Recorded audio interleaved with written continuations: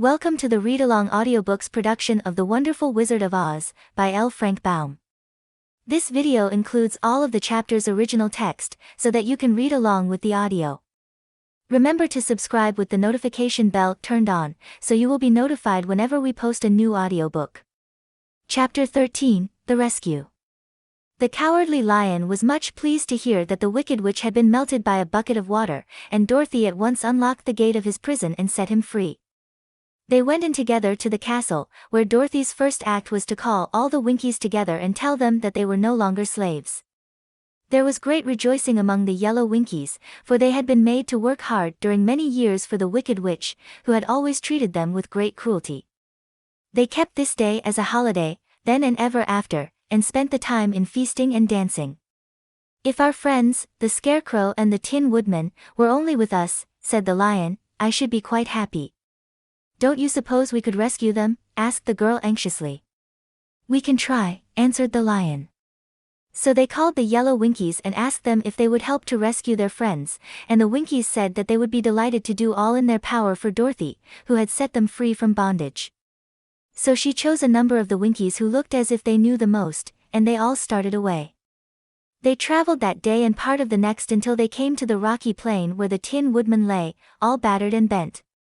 His axe was near him, but the blade was rusted and the handle broken off short. The Winkies lifted him tenderly in their arms, and carried him back to the Yellow Castle again, Dorothy shedding a few tears by the way at the sad plight of her old friend, and the Lion looking sober and sorry. When they reached the castle, Dorothy said to the Winkies, "Are any of your people tinsmiths?" "Oh, yes. Some of us are very good tinsmiths," they told her. "Then bring them to me," she said. And when the tinsmiths came, bringing with them all their tools and baskets, she inquired, "Can you straighten out those dents in the Tin Woodman, and bend him back into shape again, and solder him together where he is broken?" The tinsmiths looked the Woodman over carefully and then answered that they thought they could mend him so he would be as good as ever. So they set to work in one of the big yellow rooms of the castle and worked for 3 days and 4 nights, hammering and twisting and bending and soldering and polishing and pounding at the legs and body and head of the Tin Woodman, until at last he was straightened out into his old form, and his joints worked as well as ever.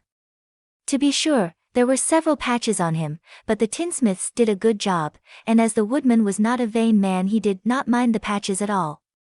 When, at last, he walked into Dorothy's room and thanked her for rescuing him, he was so pleased that he wept tears of joy, and Dorothy had to wipe every tear carefully from his face with her apron, so his joints would not be rusted. At the same time her own tears fell thick and fast at the joy of meeting her old friend again, and these tears did not need to be wiped away. As for the Lion, he wiped his eyes so often with the tip of his tail that it became quite wet, and he was obliged to go out into the courtyard and hold it in the sun till it dried.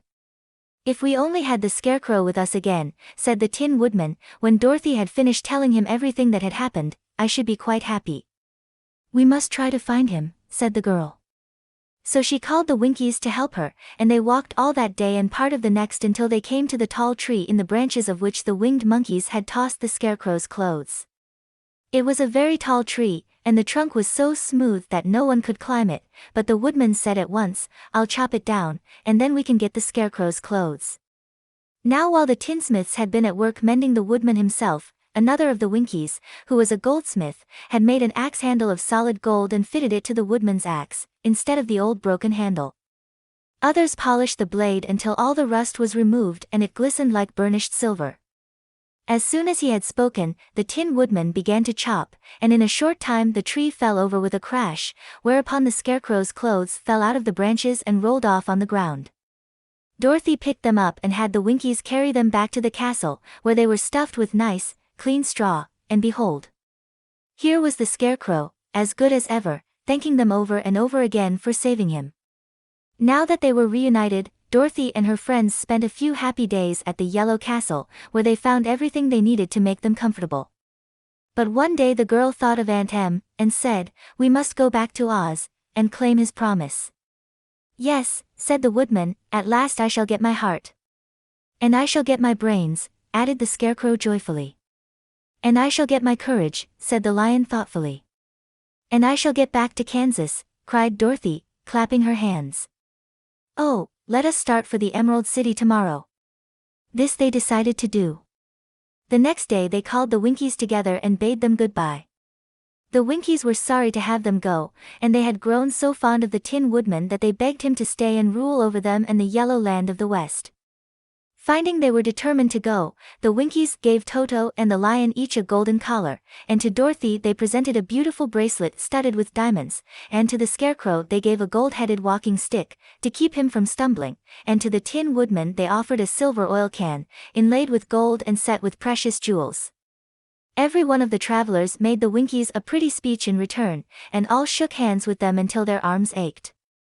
Dorothy went to the witch's cupboard to fill her basket with food for the journey, and there she saw the golden cap. She tried it on her own head and found that it fitted her exactly. She did not know anything about the charm of the golden cap, but she saw that it was pretty, so she made up her mind to wear it and carry her sunbonnet in the basket. Then, being prepared for the journey, they all started for the Emerald City, and the Winkies gave them 3 cheers and many good wishes to carry with them. Chapter 14, The Winged Monkeys. You will remember there was no road, not even a pathway, between the castle of the Wicked Witch and the Emerald City. When the 4 travelers went in search of the witch, she had seen them coming, and so sent the winged monkeys to bring them to her. It was much harder to find their way back through the big fields of buttercups and yellow daisies than it was being carried. They knew, of course, they must go straight east, toward the rising sun, and they started off in the right way. But at noon, when the sun was over their heads, they did not know which was east and which was west, and that was the reason they were lost in the great fields.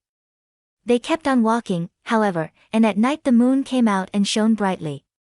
So they lay down among the sweet-smelling yellow flowers and slept soundly until morning, all but the Scarecrow and the Tin Woodman.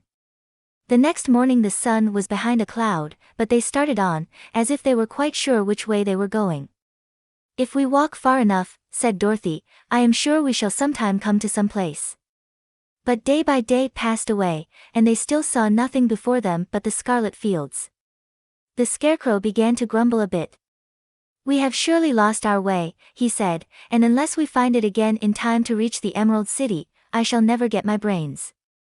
"Nor I my heart," declared the Tin Woodman. "It seems to me I can scarcely wait till I get to Oz, and you must admit this is a very long journey." "You see," said the Cowardly Lion, with a whimper, "I haven't the courage to keep tramping forever, without getting anywhere at all." Then Dorothy lost heart. She sat down on the grass and looked at her companions, and they sat down and looked at her, and Toto found that for the first time in his life he was too tired to chase a butterfly that flew past his head. So he put out his tongue and panted and looked at Dorothy as if to ask what they should do next.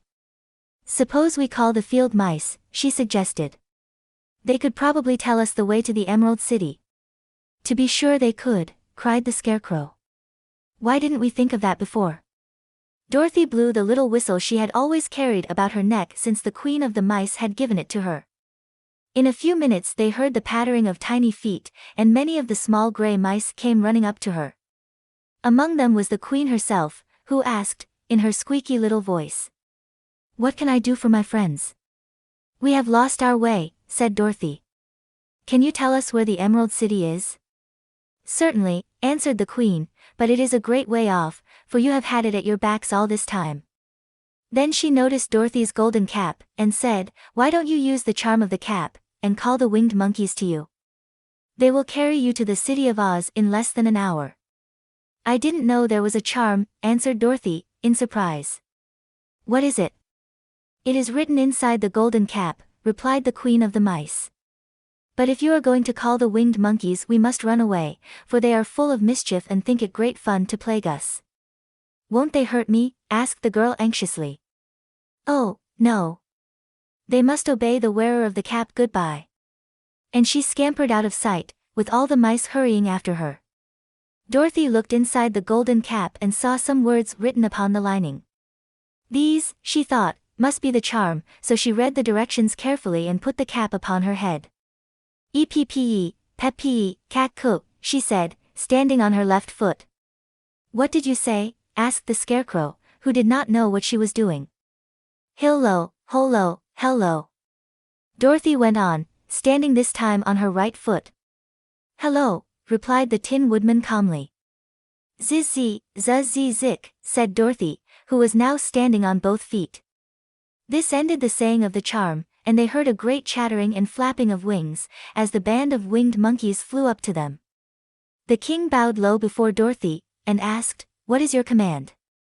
"We wish to go to the Emerald City," said the child, "and we have lost our way."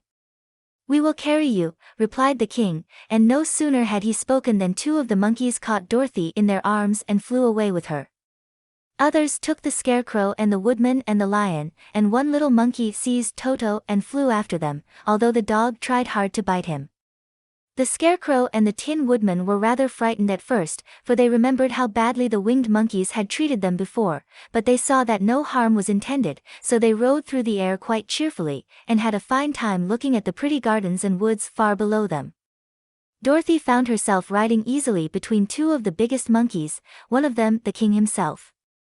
They had made a chair of their hands and were careful not to hurt her. "Why do you have to obey the charm of the golden cap?" she asked. "That is a long story," answered the king, with a winged laugh, "but as we have a long journey before us, I will pass the time by telling you about it, if you wish." "I shall be glad to hear it," she replied. "Once," began the leader, "we were a free people, living happily in the great forest, flying from tree to tree, eating nuts and fruit, and doing just as we pleased without calling anybody master. Perhaps some of us were rather too full of mischief at times, flying down to pull the tails of the animals that had no wings, chasing birds, and throwing nuts at the people who walked in the forest. But we were careless and happy and full of fun, and enjoyed every minute of the day. This was many years ago, long before Oz came out of the clouds to rule over this land. There lived here then, away at the north, a beautiful princess, who was also a powerful sorceress. All her magic was used to help the people, and she was never known to hurt anyone who was good. Her name was Gaelette, and she lived in a handsome palace built from great blocks of ruby. Everyone loved her, but her greatest sorrow was that she could find no one to love in return, since all the men were much too stupid and ugly to mate with one so beautiful and wise. At last, however, she found a boy who was handsome and manly and wise beyond his years. Gaelette made up her mind that when he grew to be a man she would make him her husband, so she took him to her ruby palace and used all her magic powers to make him as strong and good and lovely as any woman could wish. When he grew to manhood, Quilala, as he was called, was said to be the best and wisest man in all the land, while his manly beauty was so great that Gaelette loved him dearly, and hastened to make everything ready for the wedding. My grandfather was at that time the king of the winged monkeys which lived in the forest near Gaelette's palace, and the old fellow loved a joke better than a good dinner. One day, just before the wedding, my grandfather was flying out with his band when he saw Quilala walking beside the river. He was dressed in a rich costume of pink silk and purple velvet, and my grandfather thought he would see what he could do. At his word the band flew down and seized Quilala, carried him in their arms until they were over the middle of the river, and then dropped him into the water. "Swim out, my fine fellow," cried my grandfather, "and see if the water has spotted your clothes." Quilala was much too wise not to swim, and he was not in the least spoiled by all his good fortune. He laughed, when he came to the top of the water, and swam in to shore. But when Gaelette came running out to him she found his silks and velvet all ruined by the river. The princess was angry, and she knew, of course, who did it. She had all the winged monkeys brought before her, and she said at first that their wings should be tied and they should be treated as they had treated Quilala, and dropped in the river. But my grandfather pleaded hard, for he knew the monkeys would drown in the river with their wings tied, and Quilala said a kind word for them also, so that Gaelette finally spared them, on condition that the winged monkeys should ever after do 3 times the bidding of the owner of the golden cap.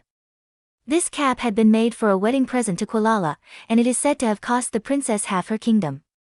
Of course my grandfather and all the other monkeys at once agreed to the condition, and that is how it happens that we are 3 times the slaves of the owner of the golden cap, whosoever he may be. "And what became of them?" asked Dorothy, who had been greatly interested in the story. "Quilala being the first owner of the golden cap," replied the monkey, "he was the first to lay his wishes upon us. As his bride could not bear the sight of us, he called us all to him in the forest after he had married her and ordered us always to keep where she could never again set eyes on a winged monkey, which we were glad to do, for we were all afraid of her. This was all we ever had to do until the golden cap fell into the hands of the wicked witch of the west, who made us enslave the Winkies, and afterward drive us himself out of the land of the west. Now the golden cap is yours, and 3 times you have the right to lay your wishes upon us." As the Monkey King finished his story, Dorothy looked down and saw the green, shining walls of the Emerald City before them. She wondered at the rapid flight of the monkeys, but was glad the journey was over. The strange creatures set the travelers down carefully before the gate of the city. The king bowed low to Dorothy, and then flew swiftly away, followed by all his band. "That was a good ride," said the little girl. "Yes, and a quick way out of our troubles," replied the lion. "How lucky it was you brought away that wonderful cap." Chapter 15, The Discovery of Oz, the Terrible. The 4 travelers walked up to the great gate of Emerald City and rang the bell. After ringing several times, it was opened by the same guardian of the gates they had met before. "What? Are you back again?" he asked, in surprise. "Do you not see us?" answered the Scarecrow. "But I thought you had gone to visit the Wicked Witch of the West." "We did visit her," said the Scarecrow. "And she let you go again?" asked the man, in wonder. "She could not help it, for she is melted," explained the Scarecrow. "Melted? Well, that is good news, indeed," said the man. "Who melted her?" "It was Dorothy," said the lion gravely. "Good gracious," exclaimed the man, and he bowed very low indeed before her. Then he led them into his little room and locked the spectacles from the great box on all their eyes, just as he had done before. Afterward they passed on through the gate into the Emerald City. When the people heard from the guardian of the gates that Dorothy had melted the Wicked Witch of the West, they all gathered around the travelers and followed them in a great crowd to the Palace of Oz. The soldier with the green whiskers was still on guard before the door, but he let them in at once, and they were again met by the beautiful green girl, who showed each of them to their old rooms at once, so they might rest until the great Oz was ready to receive them. The soldier had the news carried straight to Oz that Dorothy and the other travelers had come back again, after destroying the Wicked Witch, but Oz made no reply. They thought the Great Wizard would send for them at once, but he did not. They had no word from him the next day, nor the next, nor the next. The waiting was tiresome and wearing, and at last they grew vexed that Oz should treat them in so poor a fashion, after sending them to undergo hardships and slavery. So the Scarecrow at last asked the green girl to take another message to Oz, saying if he did not let them in to see him at once they would call the winged monkeys to help them, and find out whether he kept his promises or not. When the wizard was given this message he was so frightened that he sent word for them to come to the throne room at 4 minutes after 9 o'clock the next morning. He had once met the winged monkeys in the land of the West, and he did not wish to meet them again. The 4 travelers passed a sleepless night, each thinking of the gift Oz had promised to bestow on him. Dorothy fell asleep only once, and then she dreamed she was in Kansas, where Aunt Em was telling her how glad she was to have her little girl at home again. Promptly at 9 o'clock the next morning the green-whiskered soldier came to them, and 4 minutes later they all went into the throne room of the Great Oz. Of course each one of them expected to see the wizard in the shape he had taken before, and all were greatly surprised when they looked about and saw no one at all in the room. They kept close to the door and closer to one another, for the stillness of the empty room was more dreadful than any of the forms they had seen Oz take. Presently they heard a solemn voice, that seemed to come from somewhere near the top of the great dome, and it said, "I am Oz, the great and terrible. Why do you seek me?" They looked again in every part of the room, and then, seeing no one, Dorothy asked, "Where are you?" "I am everywhere," answered the voice, "but to the eyes of common mortals I am invisible. I will now seat myself upon my throne, that you may converse with me." Indeed, the voice seemed just then to come straight from the throne itself, so they walked toward it and stood in a row while Dorothy said, "We have come to claim our promise, O Oz."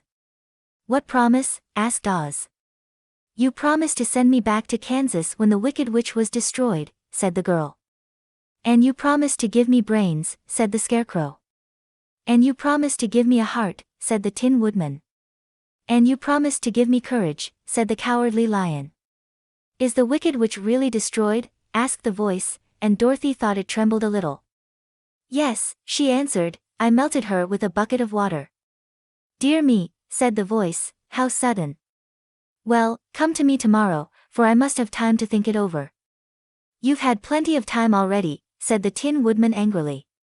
We shan't wait a day longer, said the Scarecrow. You must keep your promises to us, exclaimed Dorothy.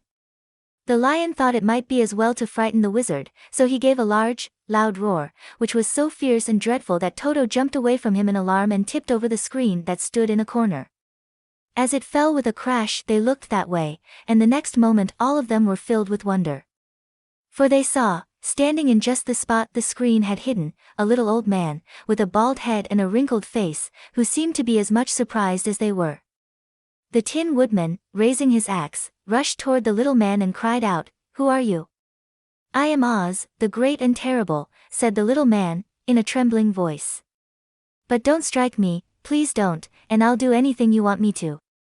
Our friends looked at him in surprise and dismay. "I thought Oz was a great head," said Dorothy. "And I thought Oz was a lovely lady," said the Scarecrow. "And I thought Oz was a terrible beast," said the Tin Woodman. "And I thought Oz was a ball of fire," exclaimed the Lion. "No, you are all wrong," said the little man meekly. "I have been making believe." "Making believe," cried Dorothy. "Are you not a great wizard?" "Hush, my dear," he said. "Don't speak so loud, or you will be overheard, and I should be ruined. I'm supposed to be a great wizard." "And aren't you?" she asked. "Not a bit of it, my dear, I'm just a common man." "You're more than that," said the Scarecrow, in a grieved tone, "you're a humbug." "Exactly so," declared the little man, rubbing his hands together as if it pleased him. "I am a humbug.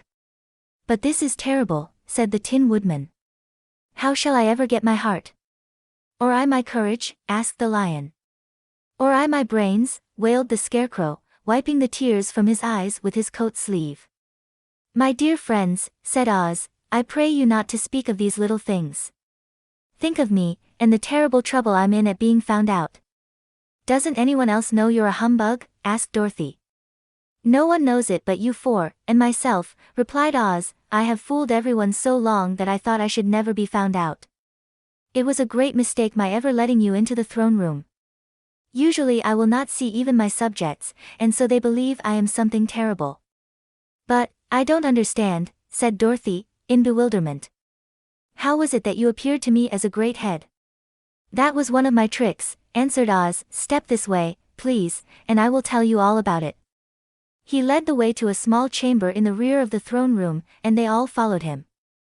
He pointed to one corner, in which lay the great head, made out of many thicknesses of paper, and with a carefully painted face. "This I hung from the ceiling by a wire," said Oz. "I stood behind the screen and pulled a thread, to make the eyes move and the mouth open." "But how about the voice?" she inquired. "Oh, I am a ventriloquist," said the little man. "I can throw the sound of my voice wherever I wish, so that you thought it was coming out of the head. Here are the other things I used to deceive you." He showed the Scarecrow the dress and the mask he had worn when he seemed to be the lovely lady. And the Tin Woodman saw that his terrible beast was nothing but a lot of skins, sewn together, with slats to keep their sides out. As for the ball of fire, the false wizard had hung that also from the ceiling. It was really a ball of cotton, but when oil was poured upon it the ball burned fiercely. "Really," said the Scarecrow, "you ought to be ashamed of yourself for being such a humbug." I certainly am," answered the little man sorrowfully, "but it was the only thing I could do." "Sit down, please, there are plenty of chairs, and I will tell you my story." So they sat down and listened while he told the following tale. "I was born in Omaha." "Why, that isn't very far from Kansas," cried Dorothy. "No, but it's farther from here," he said, shaking his head at her sadly. "When I grew up I became a ventriloquist, and at that I was very well trained by a great master. I can imitate any kind of a bird or beast." Here he mewed so like a kitten that Toto pricked up his ears and looked everywhere to see where she was. "After a time," continued Oz, "I tired of that, and became a balloonist." "What is that?" asked Dorothy. "A man who goes up in a balloon on circus day, so as to draw a crowd of people together and get them to pay to see the circus," he explained. "Oh," she said, "I know. Well, one day I went up in a balloon and the ropes got twisted, so that I couldn't come down again. It went way up above the clouds, so far that a current of air struck it and carried it many, many miles away. For a day and a night I traveled through the air, and on the morning of the second day I awoke and found the balloon floating over a strange and beautiful country. It came down gradually, and I was not hurt a bit. But I found myself in the midst of a strange people, seeing me come from the clouds, thought I was a great wizard. Of course I let them think so, because they were afraid of me, and promised to do anything I wished them to. Just to amuse myself and keep the good people busy, I ordered them to build this city, and my palace, and they did it all willingly and well. Then I thought, as the country was so green and beautiful, I would call it the Emerald City, and to make the name fit better I put green spectacles on all the people, so that everything they saw was green. But isn't everything here green? Asked Dorothy. No more than in any other city, replied Oz, but when you wear green spectacles, why of course everything you see looks green to you. The Emerald City was built a great many years ago, for I was a young man when the balloon brought me here, and I am a very old man now. But my people have worn green glasses on their eyes so long that most of them think it really is an Emerald City, and it certainly is a beautiful place, abounding in jewels and precious metals, and every good thing that is needed to make one happy. I have been good to the people, and they like me, but ever since this palace was built, I have shut myself up and would not see any of them. One of my greatest fears was the witches, for while I had no magical powers at all I soon found out that the witches were really able to do wonderful things. There were 4 of them in this country, and they ruled the people who live in the north and south and east and west. Fortunately, the witches of the north and south were good, and I knew they would do me no harm, but the witches of the east and west were terribly wicked, and had they not thought I was more powerful than they themselves, they would surely have destroyed me. As it was, I lived in deadly fear of them for many years, so you can imagine how pleased I was when I heard your house had fallen on the wicked witch of the east. When you came to me, I was willing to promise anything if you would only do away with the other witch, but, now that you have melted her, I am ashamed to say that I cannot keep my promises. I think you are a very bad man, said Dorothy. Oh, no, my dear, I'm really a very good man, but I'm a very bad wizard, I must admit. Can't you give me brains? Asked the Scarecrow. You don't need them. You are learning something every day. A baby has brains, but it doesn't know much. Experience is the only thing that brings knowledge, and the longer you are on Earth the more experience you are sure to get. That may all be true, said the Scarecrow, but I shall be very unhappy unless you give me brains. The false wizard looked at him carefully. Well, he said with a sigh, I'm not much of a magician, as I said, but if you will come to me tomorrow morning, I will stuff your head with brains. I cannot tell you how to use them, however, you must find that out for yourself. Oh, thank you, cried the Scarecrow. I'll find a way to use them, never fear. But how about my courage? Asked the Lion anxiously. You have plenty of courage, I am sure, answered Oz, all you need is confidence in yourself. There is no living thing that is not afraid when it faces danger. The true courage is in facing danger when you are afraid, and that kind of courage you have in plenty. Perhaps I have, but I'm scared just the same, said the Lion. I shall really be very unhappy unless you give me the sort of courage that makes one forget he is afraid. Very well, I will give you that sort of courage tomorrow, replied Oz. How about my heart? Asked the Tin Woodman. Why, as for that, answered Oz, I think you are wrong to want a heart. It makes most people unhappy. If you only knew it, you are in luck not to have a heart. That must be a matter of opinion, said the Tin Woodman.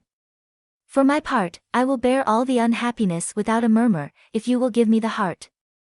Very well, answered Oz meekly. Come to me tomorrow and you shall have a heart. I have played wizard for so many years that I may as well continue the part a little longer. And now, said Dorothy, how am I to get back to Kansas? We shall have to think about that, replied the little man. Give me 2 or 3 days to consider the matter and I'll try to find a way to carry you over the desert. In the meantime you shall all be treated as my guests, and while you live in the palace my people will wait upon you and obey your slightest wish. There is only one thing I ask in return for my help, such as it is. You must keep my secret and tell no one I am a humbug. They agreed to say nothing of what they had learned, and went back to their rooms in high spirits. Even Dorothy had hoped that, the great and terrible humbug, as she called him, would find a way to send her back to Kansas, and if he did she was willing to forgive him everything. This is the end of the chapter.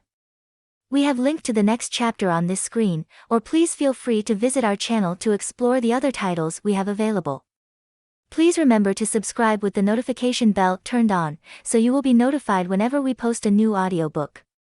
Thank you.